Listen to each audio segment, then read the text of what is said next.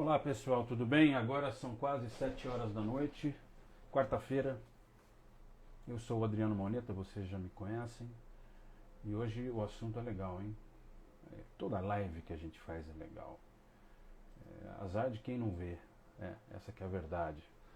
Hoje a gente vai conversar a respeito do desenvolvimento de novos medicamentos e vacinas, é claro, motivados pelo que está acontecendo no mundo. E quem vai falar conosco é a doutora Camila Guedes, que já está entrando na live. Vou esperar ela entrar para apresentá-la, embora acredite que vários aqui já a conheçam. Olá! Oi, boa Tudo bem? noite. Como vai? Tudo bem? Tá me ouvindo bem? Estou ouvindo ótimo. E você está me ouvindo bem? Tô sim. Então, beleza. Deixa eu apresentar você. Estamos aqui com a Camila Guedes, a doutora Camila Guedes. Ela é doutora pela Faculdade de Saúde Pública da USP, perita criminal em São Paulo e tantos outros predicados que, se eu for ler, a gente vai ficar aqui uns 15 minutos. Não é, doutora? Estamos Por aqui favor, com nem uma... precisa me chamar de doutora, por favor. Então, tá bom. Deixa eu falar uma coisa. Eu estou acertando aqui o meu cronômetro, porque geralmente, não sei se eu falei para você, a gente faz lives de no máximo 55 minutos. Porque eu acho que a gente acredita que é um tempo razoável, que dá para falar bastante coisa e não satura o espectador, entendeu? A gente Certo. trouxe você hoje aqui para falar sobre um assunto que eu considero extremamente importante, porque é o assunto que está em voga hoje, né, em razão da Covid-19, que é justamente o desenvolvimento de medicamentos e vacinas, principalmente. Então, eu queria começar perguntando para você o seguinte: a gente tem ouvido, né, na imprensa que a vacina pode levar até 10 anos, 5 anos, que tem que testar primeiro com animal, depois com seres humanos e mais um teste. Eu não entendo nada. Eu queria que você calmamente, no beabá mesmo, explicasse para a gente que processo é esse do desenvolvimento de novos medicamentos ou uma nova vacina. E vamos sempre convergir para a vacina do Covid-19, que eu acho que é isso que também interessa para todo mundo aqui que está assistindo a live. Então, com certeza. Primeiro, eu gostaria de dar boa noite a todos que estão nos assistindo e agradecer ao Simpcresp, a você, pelo convite para vir aqui falar um pouquinho sobre esse assunto. Como bem você explanou, é um assunto que está muito em evidência atualmente, né? E o processo, na verdade, é um processo muito longo e ele é coincidente tanto para medicamentos quanto para vacina, ou quase que totalmente coincidente, né? É um processo que é regulamentado em diversos países do mundo, a maioria dos países, para que um medicamento novo ou uma vacina nova possa ser utilizado na população, eles precisam antes ser aprovados pela agência de saúde de cada um desses países. Isso acontece na maioria dos países, né? E para essa aprovação ocorrer, tanto o medicamento quanto a vacina, eles precisam demonstrar serem seguros e eficazes para o que eles se propõem em seres humanos. Então é um processo longo que tem uma exigência alta para se comprovar isso cientificamente. É um processo dividido em algumas etapas padrões, né? Eu vou mostrar um panorama geral de como é esse processo. Não vou ficar entrando em detalhes ou em particularidades que podem existir em determinados países ou em determinadas ramificações da medicina, por exemplo. Mas contar um pouquinho como é esse processo, como você falou, um beabá disso tudo, né? Ótimo, beleza. Então, tudo começa, é um processo longo e que envolve muitos recursos financeiros, né? E também muita energia de muitos pesquisadores, de diversas formações diferentes, né? Então a gente começa, por exemplo, por uma etapa de pesquisa pesquisa básica, de laboratório mesmo, e de testes pré-clínicos. E nessa primeira etapa podem estar envolvidos profissionais, por exemplo, farmacêuticos, biólogos, químicos, matemáticos, estatísticos na etapa de tratamento de dados, profissionais formados em informática, médicos, multidisciplinar, né? E aí eles vão primeiro sintetizar inúmeras substâncias, caracterizar essas substâncias ou pegar substâncias que já existam caracterizadas em um banco de substâncias. E aí eles vão começar a testar essas substâncias em relação ao potencial de atuar para a doença que se pretende, né? Isso falando para medicamentos especificamente. Que você trabalha com moléculas químicas, né? Uhum. Um trabalho bem químico nessa fase, né? Para você ter uma ideia, nessa primeira etapa, a cada 10 mil a 15 mil moléculas sintetizadas, somente 5 vão estar aptas para iniciar, por exemplo, estudos em seres humanos, né? Então é um trabalho muito árduo. E aí essas moléculas elas são testadas por simulações computacionais inicialmente, modelagem computacional, depois elas passam para os testes in vitro, né? Então, as que apresentaram melhores desempenhos nesses testes computacionais, elas passam para os testes in vitro, que são testes em cultura de células, testes de tubinhos mesmo, né? Uhum. De laboratório, em cultura de células ou em tecidos já mais desenvolvidos. E aí as que apresentaram, então, bom desempenho também, elas são aprovadas para a próxima etapa de testes em vivo, que são os testes em animais de laboratório. Queria dar Né? uma pausa agora, daí vou perguntar uma coisa para você, daí a gente prossegue no in vivo, que é de animal. Como é que os pesquisadores começam do zero? É o que o inglês fala from scratch, quer dizer, você não tem nada. E como você falou, daí pega a substância, mas é aleatório? Na verdade, já existe um conhecimento prévio, todo um estudo prévio sobre a doença que se quer tratar. Por exemplo, no coronavírus, no Covid-19, deve-se conhecer como esse vírus atua, como ele infecta a célula. Tudo isso já tem que ter como base para você conseguir identificar, então, substâncias semelhantes, que tenham uma ação antiviral, por exemplo, semelhante, e que possa ter um potencial para atuar contra esse coronavírus de agora, né? Tomando como esse exemplo. Mas assim, tem mesmo essa ideia de ser como procurar uma agulha num palheiro, né? Ah, tá. Porque Então é assim mesmo, é isso mesmo. é assim, tem bancos de Ah, moléculas, então inúmeras moléculas. entendi. Claro que se você já tem um tratamento, né, referência no mercado, você consegue partir, né, daquilo, mais ou menos, do que já existe, e fazer uma coisa mais ou menos naquela linha, melhorar aquela molécula para que ela seja melhor, né? Eu Mas não sei seria como. eu não sei qual país, em qual país foi, se alguém souber, pode escrever aí que a gente fala, mas teve um país aí que estava estudando vacina para o coronavírus da SARS. Mas aí Sim, a SARS sumiu e a isso. pesquisa parou. E aí eles pegaram isso daí e tentaram adaptar para o coronavírus agora, o novo, e parece que está dando certo. É isso Isso, mesmo? ela já serviu como base, né?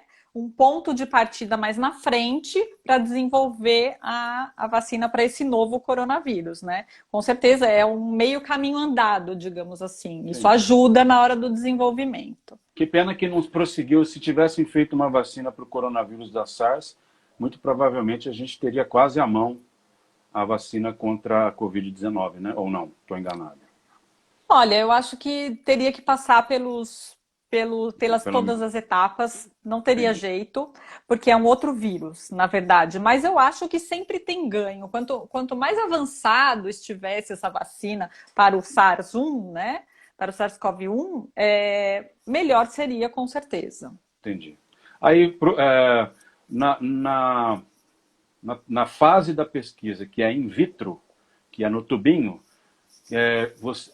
o pesquisador ele põe células de que tipo dentro do vidrinho para reagir com essa substância que está em estudo? É uma célula específica ou é qualquer aleatório também? Não, pode ser célula, em geral são células de animais, mas podem ser células cultivadas em laboratório de humanos já Ah, também. tá, É entendi. possível. Hoje em dia, com a engenharia genética, é possível, inclusive, não só a célula, mas também o tecido, né? Por exemplo, um medicamento que atua na pele, é possível você ter uma pele artificial, né, criada em laboratório, digamos assim. Então, e existem células que são mais famosas para esse tipo de estudo, digamos assim, elas já são mais utilizadas, né? Então, normalmente se opta por essas células. Entendi. Muito bom. Então vamos prosseguir para. Chegamos no in vivo, pegando os animais. Que animal é mais testado, é mais utilizado em pesquisa, hein? Você sabe? Então, Adriana, eu vi que você é vegano, né? Essa é uma etapa muito criticada, né? Antes de tudo, eu gostaria de falar que vem sendo criticada há muito tempo, né? Há mais de 10 anos, né? Mas ainda hoje é necessário a gente, para medicamentos e vacinas, realizar ensaios em animais, porque é a melhor forma disponível no momento para a gente ver como que aquela substância vai se comportar em um organismo completo, né?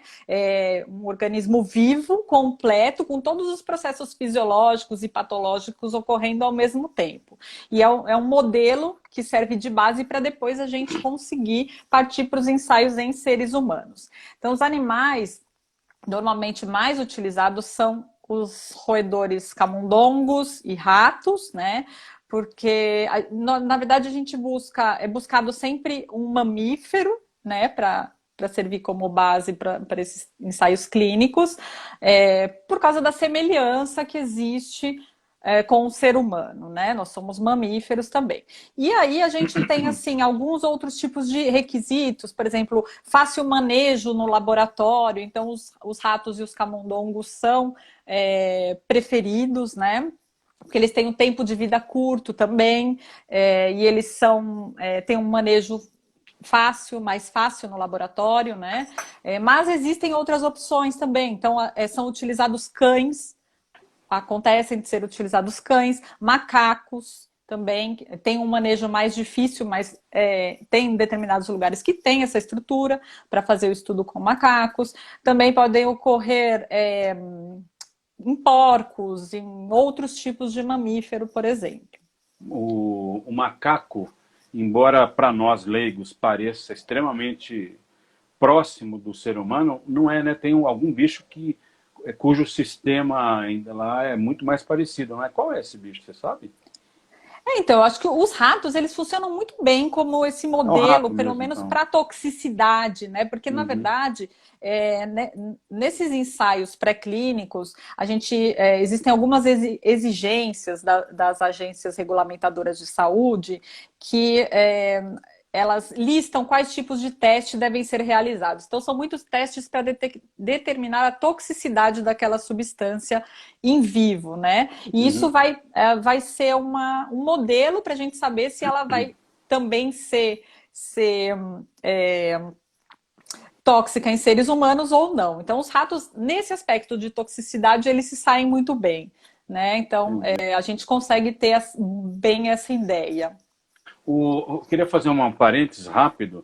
Na verdade, eu não, eu virei vegano apenas por conta do benefício que a falta, a ausência de carne, ela provoca no organismo.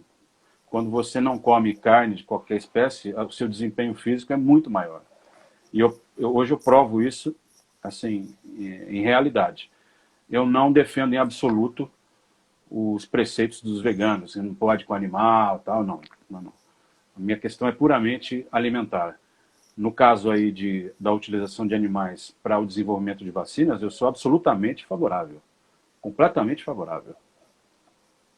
Então, na verdade, a gente não tem muita opção, mas é uma questão que está sendo permanentemente discutida e que várias pessoas, já existem muitas alternativas para se conseguir minimizar o uso desses animais, né? E às vezes até substituir completamente. Então, tem alguns tipos de ensaio que a gente já consegue substituir, mas não existe a substituição completa. Então, é uma preocupação dos cientistas em minimizar isso, em rebuscar esses processos para que cause o menor sofrimento possível também para esses animais, né? Acho que a gente tem também uma responsabilidade em pensar nisso e Não, sim, desenvolver claro, alternativas, né? concordo.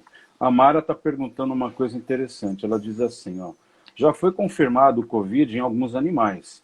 Acredita que valeria a pena testar neles? Eu, se não me engano, eu li que um cachorro se infectou em um gato, ou dois gatos, em algum lugar do mundo aí. Isso é comprovado já e tal. Será que, de repente, poderíamos usar esses animais para teste também ou nada a ver? Então, a presença do coronavírus no animal, do Covid, do SARS-CoV-2, por exemplo, não necessariamente quer dizer que ele vai apresentar doença, né? Não necessariamente ele vai ter os sintomas, enfim. Ele pode ser somente um hospedeiro intermediário ali do vírus, né? E ser totalmente inócuo para ele. Então, assim, eu não saberia dizer se, para esse coronavírus especificamente, se ele causou a doença nos animais e se valeria a pena testar os medicamentos, apesar de que eles são testados, né? Muitos dos estudos que estão acontecendo hoje em dia, eles precisam dessa etapa anterior em animais de experimentação. Então, acaba sendo, de alguma forma, testado em animais. A Mara está complementando. Em que país foi, hein, Mara? Em um pastor alemão, foi confirmado hoje. Interessante, né? Pastor alemão Super. com Covid. É. Eu acho bom. E daí, ao passar para o em vivo, em animal, permanece-se muito nessa fase ou ela é mais rápida? E outra pergunta. Você começa lá no comecinho de nada com, sei lá, 100 substâncias, ou 100, sei lá como é que vocês nominam isso. Na medida em que vai afunilando, vai diminuindo. Porque você disse que lá de 10 A mil cada sobram 10 5. mil. Sobram Isso, a 5. cada 10 a 15 mil sobram 5, Então vai afunilando totalmente. O Vai, negócio. com certeza, E é uma etapa, essa primeira etapa já envolve altos custos, né? A gente tem uma estimativa, em média, de 60 milhões de dólares sendo gastos nessa primeira etapa de pesquisa básica e testes pré-clínicos, né? E o tempo médio varia de 3 a 6 anos num percurso normal, né? No desenvolvimento de um novo medicamento que não se tem uma emergência sanitária como que a gente está vivendo. A nossa amiga, que eu não sei o nome, está escrito Jessie só no final, disse que foi nos Estados Unidos. Independentemente do local, é bastante interessante que um pastor tenha se contaminado. E daí, prossiga então em relação aos testes levados a efeito em vivo. Começa no animal. Isso. Aí, as substâncias que se saíram bem nesses testes com animais, as melhores, são selecionadas então para os ensaios clínicos, né? Esses ensaios clínicos, eles precisam seguir alguns rígidos parâmetros, né? Para você conseguir ter confiabilidade no resultado final expresso, né? Então, assim, os estudos eles devem ser controlados. Isso quer dizer o quê? Que a gente precisa ter no mínimo 2 grupos de estudo. Então, os voluntários que vão participar, eles devem fazer parte de 2 grupos, no mínimo. Um grupo vai ser o grupo controle, por isso chama controlado. O grupo controle vai receber, então, um tratamento padrão ou um placebo. E o outro grupo vai ser o grupo experimental. É importante também que a escolha para qual dos grupos esse indivíduo vai seja feita de forma aleatória, então é chamado de estudo randomizado. Então é feito um sorteio, ninguém pode interferir nessa escolha, né, para que o resultado final seja robusto.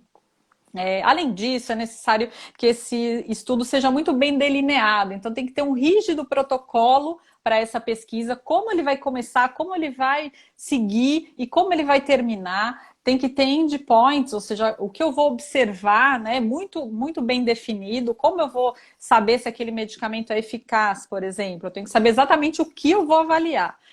critérios de inclusão e exclusão dessas pessoas, critérios para descontinuação dessas pessoas. Todos os efeitos adversos devem ser muito bem documentados, anotados e levados em consideração.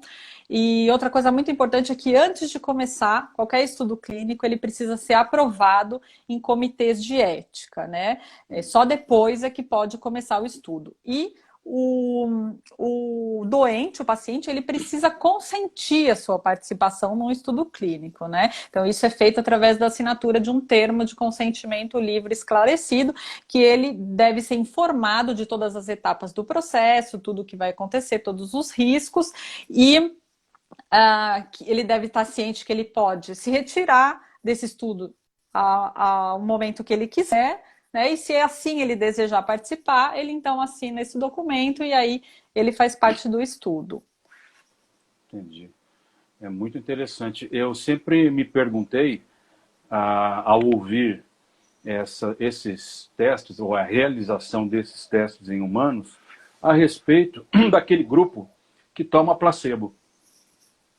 Então, aí eu te pergunto, você que é farmacêutica, bioquímica, existe, de fato, dentro do grupo que toma placebo, algum tipo de reação e que vem da mente? Porque, para quem não sabe, todo mundo sabe que está aqui, mas vamos supor que alguém não saiba, placebo é aquela substância que não é nada, né? É uma água com açúcar ali. E existe isso? Quer dizer, porque assim, pelo que eu sei, posso estar errado, repito, os médicos que avaliam os testes ou os pesquisadores também não sabem quem está com placebo e quem não está, né? Então,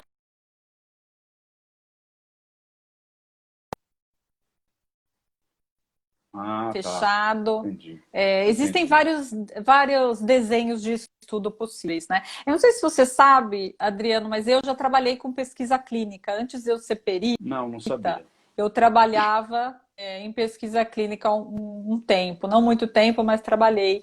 E a gente via, assim, alguns estudos ocorrendo com placebo, mas no caso, no Brasil, é proibido você utilizar placebo se você tiver um tratamento para aquela doença disponível ou se tiver um tratamento eficiente, né? Então, você não pode Entendi. simplesmente se Você não negar a pode deixar a fornecer um pessoa morrer tratamento para lá. a pessoa. Entendi, Mas existem entendi. alguns tipos de desenhos de estudo que você consegue, por exemplo, às vezes a posologia é diferente, por exemplo, um grupo vai utilizar medicamento de manhã e à noite, o outro, a posologia do outro é só à noite. Então você coloca um placebo de manhã para a pessoa não saber em que grupo que ela está e ela tomar 2 comprimidos por dia para ficar todo mundo igual, né? E assim, acontecem diversos eventos adversos nessa prática da pesquisa clínica, porque é normal, as pessoas têm diversas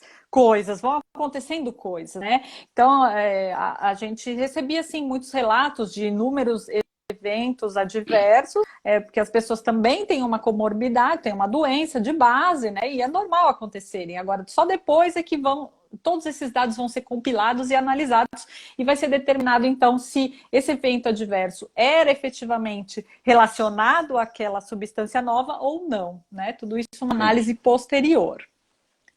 Quantas pessoas A, mais ou menos... essa, Diga. Pode falar, não fala, pode falar, depois eu pergunto.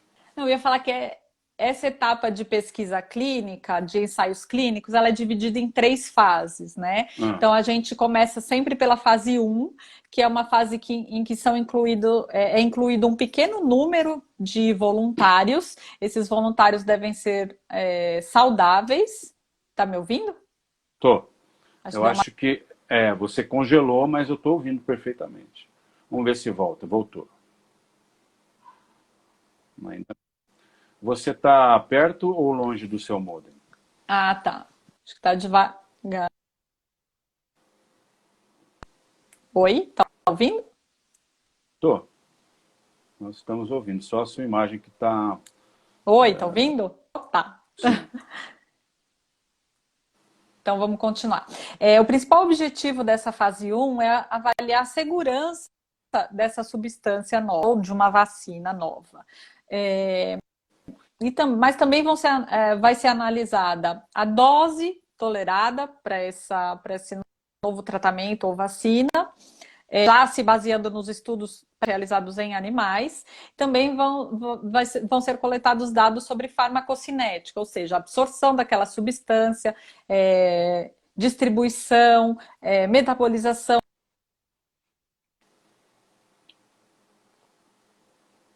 Ou menos milhões de dólares são investidos nessa etapa, pode durar de 1 a 2 anos, em média, mais ou menos, essa fase 1. Tá ouvindo? Camila, é o seguinte. Oi? Então, eu acho que eu vou tirar você e vou pôr de novo para ver se melhora, porque a conexão não está indo, não. Vai lá. Espera aí, então. Então, você já volta aqui, já pede para entrar de novo.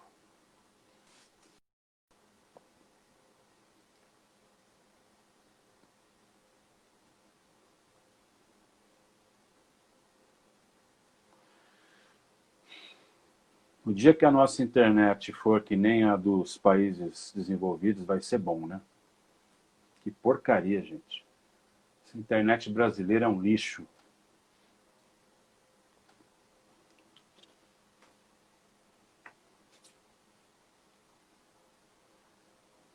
Ela está entrando. Pronto. Vamos lá. Você dizia que a fase 1 pode depois, levar até 2 anos. Isso, até 2 anos só na primeira fase. Pode até mais, dependendo do país. Se a exigência for muito alta para aprovar um medicamento, pode levar até mais tempo. Depende também dos recursos, né, disponíveis. Às vezes leva mais tempo, porque o recurso é mais escasso, enfim. Depois nós passamos para a fase 2, né? Se o medicamento foi seguro,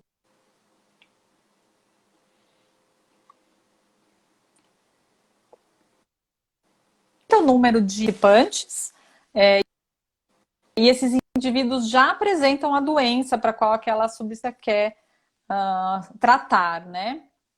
Nessa fase, a gente eficácia desse medicamento, começar a avaliar a eficácia, relação dose, avaliar a segurança é avaliada permanentemente em todas as etapas, e também os efeitos adversos. Então, é uma etapa que leva em média 2 anos, Adriano. A gente está falando já falamos já de 4 anos. Não é? Primeira fase pode durar 2, a segunda mais os testes pré-clínicos, né? Ah, é verdade. Quanto tempo dura, mais ou menos? Mais os testes pré-clínicos de 3 a 6 anos. Caramba, já deu 10. Na pior das hipóteses, já Normalmente deu 10. é assim, né? Bom, então eu vou engatar uma pergunta. E agora, depois ainda tem a fase mais demorada, que é a fase 3. Que se a substância foi eficaz... Pode falar. Não. Pode conversar, pode falar. Depois obrigado, a última fase... O Becker está elogiando. Também estou gostando, Becker. Muito boa. Obrigada, muito bom Becker.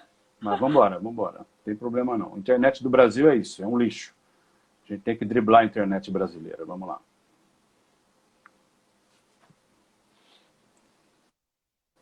Que amplia-se o número de pessoas pesquisadas, né? De sujeitos, de indivíduos participantes do estudo. Aí são no mínimo 800 milhares, né? E continua se avaliando a segurança e a eficácia. Também pode se comparar com outros tratamentos, eventos adversos sempre. E é uma etapa mais longa, pode levar até 4 anos, 5 anos só nessa etapa. E mais cara também. Chega até 100 milhões de dólares de investimento na fase 2. Olha só, eu não ia perguntar isso agora, mas já que você está falando isso, eu já vou engatar essa pergunta, que é o seguinte. A gente tem ouvido, e não só uma, mas pelo menos 10 vezes já ouvi. A Silvânia está perguntando um negócio. Já faço a sua pergunta, Silvânia, só me dá um minuto. Vai sair em agosto a vacina, não sei. Tudo isso é viagem na maionese, né? O pessoal está viajando. Não é possível que uma vacina saia contra a Covid-19 em tão pouco tempo, se os processos são tão rígidos em termos de segurança e levam todo esse tempo que você falou.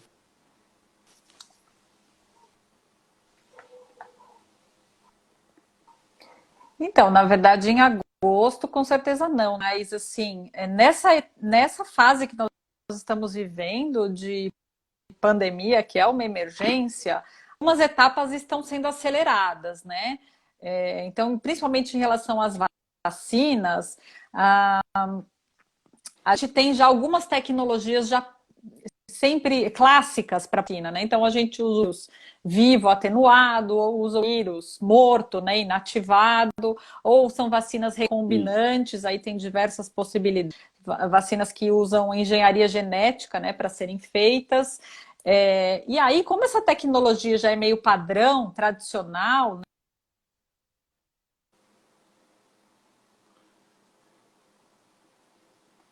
mais Ô, Camila, deixa eu interromper você, deixa rápido, eu nós perguntar uma estamos coisa. vivendo Você está conectado. Ó, de pandemia, né? Eu sei. Oi. você está conectada pela Wi-Fi ou pelo 3G?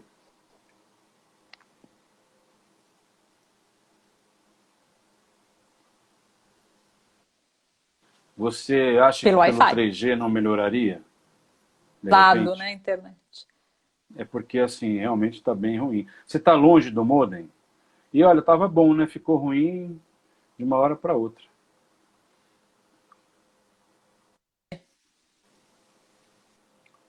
Vai tentar? Posso tentar. Vai torrar, né? O 3G, mas sim. Vamos ver se eu consigo. Vou tentar, então, vou sair daqui para entrar de novo, é isso? Não, você pode transformar em 3G com o Podemos carro em tentar. movimento.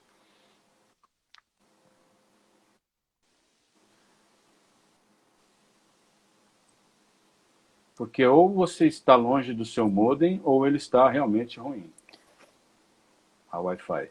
Não, estou bem Eu pertinho. prefiro parar e resolver, Tá ali perto. né? Eu prefiro parar e Vamos lá. resolver do que a Acho que vai gente dar. ficar. Eu sugiro. Vamos ver.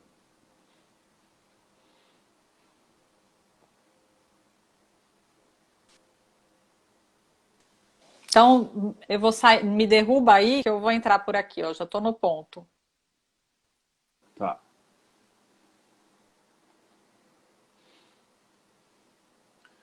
Gente, olha só o malabarismo que a gente tem que fazer por causa dessa internet lixo.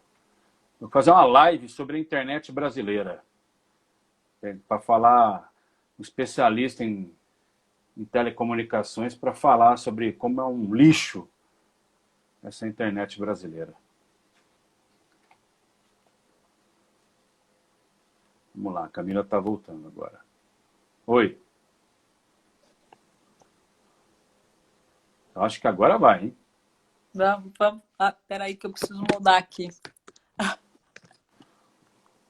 Dá para me ouvir assim? Senão eu vou ter que pegar outro fone, eu acho. Não, tá tudo bem. Tá, dá para ouvir e ver. Deu para ouvir? Ah, então tá bom. Tranquilo. Então não vou precisar usar o fone. Não. E daí você estava falando o quê? Vamos lá. Aliás, eu tinha falado a respeito de se leva tanto tempo.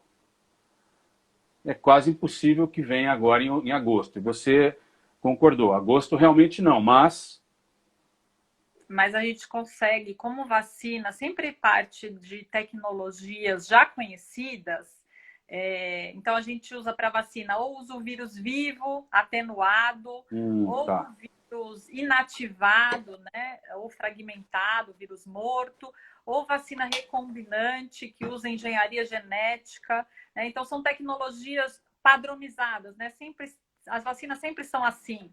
Então, você não parte tanto do zero, né? Então, você consegue dar uma acelerada nesse processo. Ainda mais considerando que nós estamos numa emergência sanitária e que o mundo inteiro está pesquisando isso, está se debruçando sobre isso, e tem muito recurso disponível para isso, né?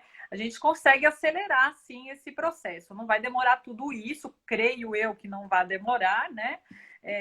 Inclusive, para vacina, a gente já tem mais de 90 vacinas sendo desenvolvidas no mundo inteiro. com 8 diferentes tecnologias de produção de vacina, e pelo menos 6 delas já têm estudos em seres humanos, né? Já passamos daquela fase pré-clínica, que foi acelerada, e já estão em estudos com seres humanos. Sendo que, no mínimo, 2 delas já estão na fase 2 dos ensaios clínicos. E uma delas, que é a chinesa, que está um pouquinho mais adiantada, né, que é a americana, pelo que eu tenho notícia, ela já está programando o início da fase 3 agora para o meio do ano, né? Mas é uma etapa, ainda a gente precisa testar nas pessoas para ver se realmente elas vão ser seguras e se elas vão ser realmente efetivas, né? Aqui no Brasil eu tenho notícia de algumas vacinas também sendo desenvolvidas. Tem uma que eu li que está sendo desenvolvida no Instituto Butantan, utilizando a Tem uma mesma na Fiocruz tecnologia da também. vacina da gripe, por exemplo. É. Outra que está sendo desenvolvida na Fiocruz, junto com a UFPESP, e outra que está sendo desenvolvida no INCOR, por exemplo. A do INCOR ela é meio inédita, ela não usa essas tecnologias mais clássicas, né? Então deve demorar um pouco mais para estar disponível, mas eu quero ser otimista nesse momento e acreditar que a gente vai ter uma vacina no máximo em 2 anos. Espero que antes, né? Eu ouço falar e eu tendo a concordar que a gente só vai voltar a viver a vida de antes quando houver vacina. Enquanto não houver vacina, isso não será possível. Diante disso, eu pergunto a você o seguinte: se nós temos 90 vacinas sendo tentadas no mundo inteiro, pesquisadas, quando um cientista ou um grupo de cientistas descobrir a vacina, todos os 89 param? Ou continuam? E é possível ter mais de uma vacina para um mesmo vírus? Sim, com certeza. Sim, existem diversas vacinas já. Atualmente é assim. Tem vacinas diversas para um mesmo propósito, inclusive com até diferenças em relação, por exemplo, uma tem que dar 2 reforços, outra tem que dar mais reforço. A poliomielite é assim, né? Tem 2 vacinas, né? Sim, a polio é um exemplo, né? A gente tem uma vacina de vírus atenuado e uma vacina de vírus inativado, né? A Sabin, que é oral, né? Acho que todo mundo mais se lembra dela. Eu estava vendo uma explicação de quem foi. Acho que foi do Átila Yamarino, aquele biólogo que está fazendo bastante lives interessantes, explicando por que, no caso da Covid, por exemplo, se houver uma vacina com vírus atenuado, seria, embora um pouco mais perigoso, né? Seria melhor do que com vírus inativado, porque de repente com vírus atenuado ela poderia também imunizar as mucosas do corpo. Tem a ver isso. O atenuado ele penetra mais, ele vai mais profundo do corpo do que o inativado. Olha, em geral, as vacinas de vírus atenuado, elas promovem uma resposta imunológica do nosso organismo mais intensa, né? Quanto mais intensa essa resposta, a gente adquire uma imunidade mais duradoura, né? Então, por isso que, em geral, as vacinas de vírus atenuados, elas promovem uma imunização por mais tempo, né? Mais efetiva e por mais tempo. Mas também são vacinas que acabam tendo maior risco, né? Porque o processo de atenuação pode ter alguma falha, não digo falha, mas assim, alguma pessoa mais suscetível pode vir a desenvolver a doença, né?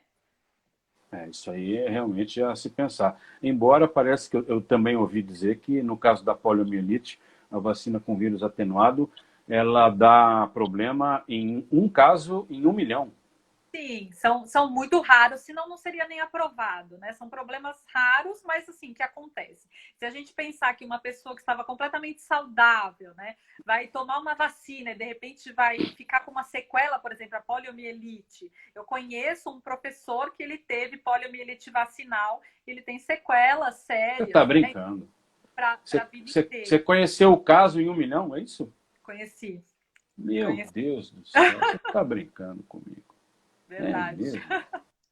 Ele teve sequela. Sim, sim. Que ele leva agora pelo resto da vida, né? E ele foi Gente do vacinado céu. quando criança, quer dizer, é uma situação séria, né?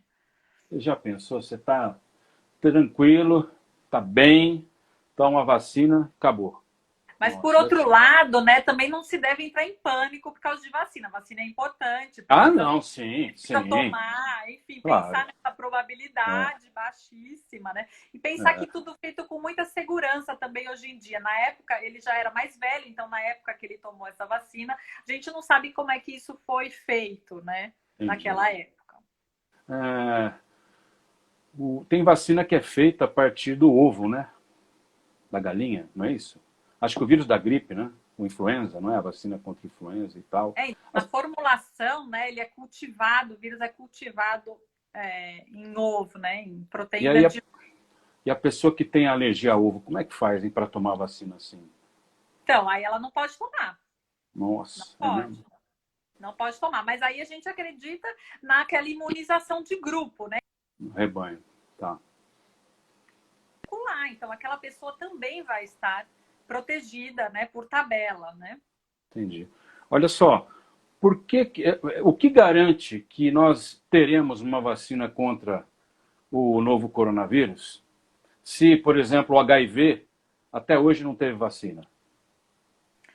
Então, na verdade, o HIV é uma questão particular, né? É um vírus que as pessoas não se curam sozinha dele, né? Não existe caso de pessoas curadas de HIV. E do coronavírus nós temos, né? As pessoas se curam. Então, isso quer dizer que a pessoa combateu aquele vírus, ela desenvolveu uma imunidade para ele. Imunidade principalmente através de anticorpos, mas não só através de anticorpos, né? Também através de células de memória, né? Os linfócitos T de memória, principalmente.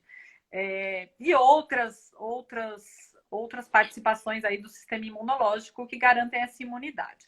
Para o HIV também existe o fato da alta taxa de mutação genética, né, do HIV. O HIV, ele muta com muita facilidade. Então, é difícil você ter uma vacina que consiga contemplar todas essas mutações genéticas, né? Então é que Então, nem o vírus da gripe, que é também é pior do mutante? que o vírus da gripe, o HIV. É pior, ele tem maior taxa de mutação ainda, bem maior. É, Caramba. já ocorre até assim, dentro de uma mesma pessoa, né, não tratada com HIV, essa pessoa pode ter milhares de subtipos de vírus, né, de mutações Ah, estou dentro dela entendendo. própria. É Inclusive, igual ao vírus da hepatite C, por exemplo. isso, alta taxa de mutação. Isso dificulta muito, né? Eu tive hepatite C. Descobri com 41 anos. Nossa, Fiquei apavorado.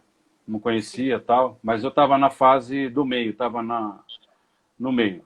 Me parece que há um grau de fibrose do fígado que vai de 0 a 4. O meu estava em 2. O meu hepatologista disse, não, você ainda tem 15 anos pela frente aí para sarar desse negócio e tal. E eu tinha um A e um B. entendi. Para Tinha dois hepatite C vírus. também não tem vacina, né? A E gente não não, tem a não tem. vacina.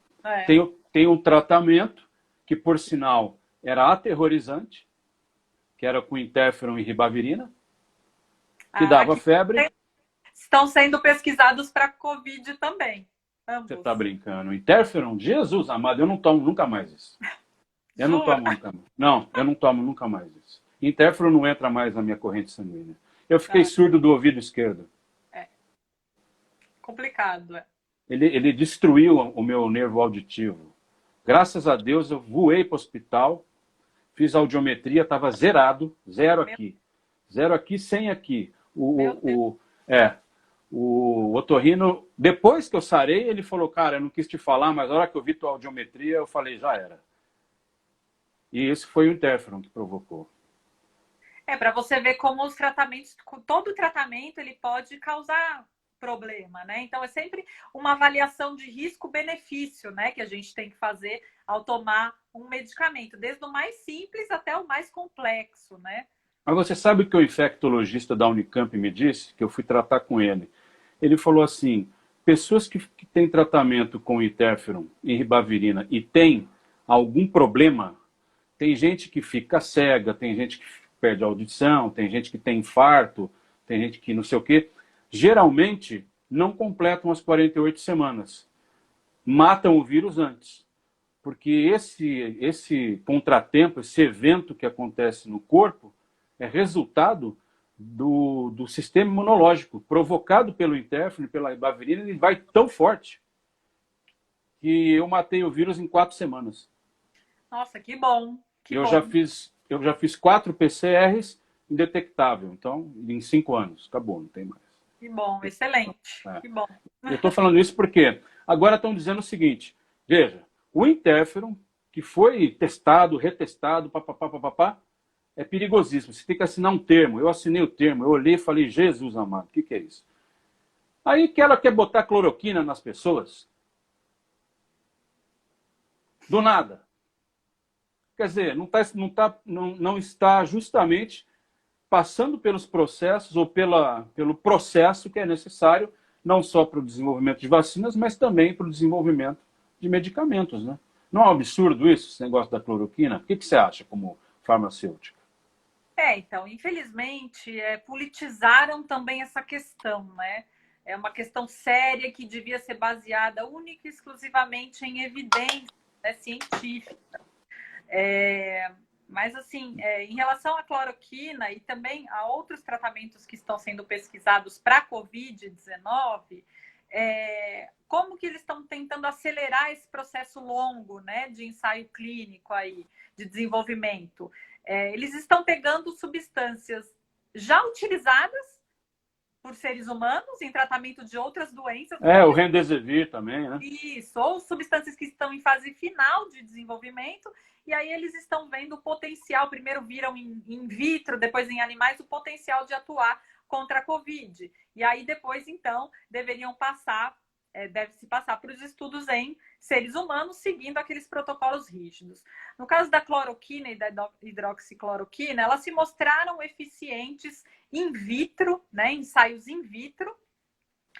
E aí saiu um estudo com um pequeno número de participantes, que foi realizado na França e que também não seguiu os critérios, foi muito criticado porque não seguiu os critérios de controle e de randomização necessários, tinham dados obscuros, e esse estudo com um pequeno número de pessoas também, ele mostrou que a cloroquina era eficaz. Só que no final começaram a aparecer, estão ocorrendo ainda diversos, inúmeros estudos com a cloroquina e com centenas de outras substâncias. Só para você ter uma ideia, eu olhei hoje no site do Clinical Trials dos Estados Unidos, que é um banco de dados sobre os ensaios clínicos que estão ocorrendo para a Covid. Nós temos hoje registrado 1.915 estudos clínicos em andamento. Caramba! Muitos deles é sobre a Covid. Eu tenho acompanhado há algumas semanas, a gente tem um incremento médio de 10 a 15 estudos clínicos por dia. Então, é muita gente trabalhando nisso, né? E a cloroquina, a gente ainda não tem resultados definitivos. Estudos que estão sendo conduzidos da maneira esperada, né? Eles têm mostrado resultados prévios que parece que não tem uma efetividade significativa, né? E, além de tudo, ainda tem causado efeitos adversos sérios. O principal deles é a arritmia cardíaca, né? Então, a cloroquina, apesar de ser uma substância já utilizada há muito tempo, ela era restrita para um número pequeno de pessoas, né? Mas como é que o cara pega e usa cloroquina do nada, assim? Quer dizer, é para malária, não tem nada a ver com o Covid. É algum médico que chegou lá, pegou. Como é que faz? Você leu? Você soube por que começou essa história de cloroquina? Eu acho que saiu algum estudo, eu acho que eles estão pegando algum histórico. Em relação à cloroquina, eu nem sei, mas eu sei, por exemplo, tem um outro medicamento, a nitazoxanida, que também está sendo estudada. Ela tem uma aplicação para rotavírus, por exemplo. Uhum. Mas ela é antiparasitário também, ela é utilizada para filariose. E aí, por exemplo, como já tem esse uso antiviral, né? Então, foi testado in vitro e deu bons resultados também. Agora está se estudando em seres humanos. Para a cloroquina, eu não sei exatamente se foi nessa linha ou se foi uma coisa aleatória, que alguém pegou, testou em célula e achou que e funcionou. Eu não sei exatamente. O que eles estão fazendo hoje é aquele chamado uso compassivo, né, da cloroquina, ou seja, a pessoa está morrendo, não tem o que fazer mais, e vamos dar cloroquina para ver se melhora. É o chamado uso compassivo, não é? Não sei se é uso que fala, mas tratamento, não sei. O que eu acho que, não sei. No meu caso, eu diria, eu acho que eu não gostaria não, porque é sempre perigoso, né, você morrer. Olha só, teve duas perguntas que fizeram aí. O Leandro perguntou assim: existem esforços conjuntos entre dois ou mais países na pesquisa da vacina contra a Covid ou está cada um por si? E eu acrescento, Deus para todos. Não, com certeza tem um esforço conjunto, né? Essa vacina mesmo que está sendo desenvolvida, que vai começar a ser testada em seres humanos aqui no Brasil, né? Que foi anunciado inclusive hoje, ele É, vai ser conduzido aqui em São Paulo pela Unifesp, ela está sendo desenvolvida primariamente no Reino Unido, né? E assim, em na verdade, Oxford, né? isso. Na verdade, as empresas que estão produzindo esses novos medicamentos e vacinas, eles têm interesse em fazer o estudo em diversos países, porque, na verdade, eles precisam desses dados para conseguir aprovação nesses países também. Então, eles querem trazer os estudos para diversos países para ter esse dado para depois conseguir aprovar. E o Brasil é um mercado que eles estão mirando muito, né? Por quê? Financeiramente falando para a Covid-19, porque nós estamos com uma explosão de casos, né? Uma epidemia ainda descontrolada, né? E, assim, é um potencial, nós temos uma população enorme, então, ainda mais em relação à vacina, né? Vai ser amplamente aplicado aqui. Entendi. Você vê que coisa? Apesar de tudo, né? Da gente praticamente virar um país um pouco isolado do mundo, eles estão de olho na gente por causa do mercado. Cada dia se infectam mais e mais brasileiros. E aí, Com mesmo certeza. assim, os governos dos estados estão flexibilizando. Eu acho que eu vivo num país de maluco, só pode ser. Só pode ser. No começo da curva, e vamos flexibilizar. Ó, eu não sei, viu? A Eu não sei. situação está bem complicada hoje mesmo, está bem esquisito o negócio. Eu tenho Eu não, acompanhado de perto esse número de casos. Nós estamos na ascensão plena. pois é. Ocupação de taxa de UTI, né? Ocupação de UTIs também não está lá dando folga para a gente e vamos flexibilizar. O que está acontecendo é que está tendo uma pressão econômica muito forte, né? Eu Pois acho é. que é desse lado, né? Mas Mas eu assim, gostei hoje do Dória afirmando que não vai abrir até o dia 15 de junho. E dizendo que não interessa a pressão, ele vai resistir. Olha, desculpa, eu não sou PSDB, eu não votei no Dória, mas eu estou muito feliz com a atuação dele no caso da Covid. Porque como nós estamos órfãos, do ponto de vista da presidência da República, graças a Deus a gente tem um governador que acredita na ciência. Graças a Deus. Porque hoje eu vi lá na coletiva, ele falou, não, vai abrir só dia... Vai abrir não. Até dia 15 estamos fechados. Graças a Deus. Está subindo. Não é? Deixa eu fazer a pergunta do Extutax, ou é o Tuta. Já se tem ideia do potencial de mutação do novo coronavírus? Acho que você já falou isso, né? assim,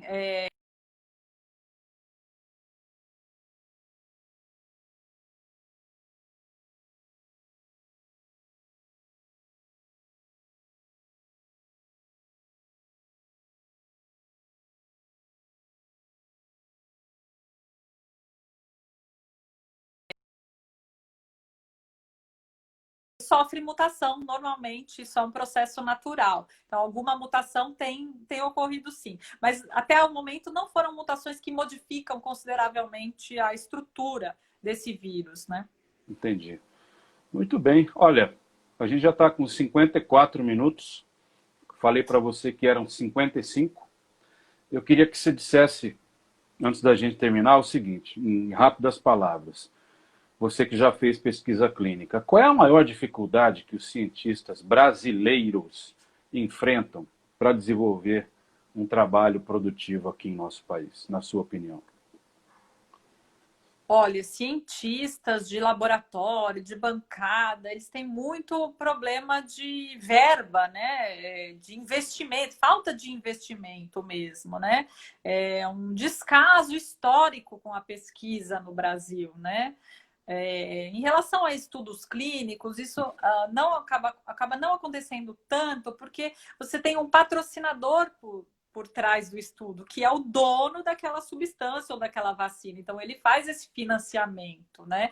Mas Entendi. no caso da pesquisa de base, tudo isso, para a gente chegar no medicamento final, a gente precisa ter todo um conhecimento prévio.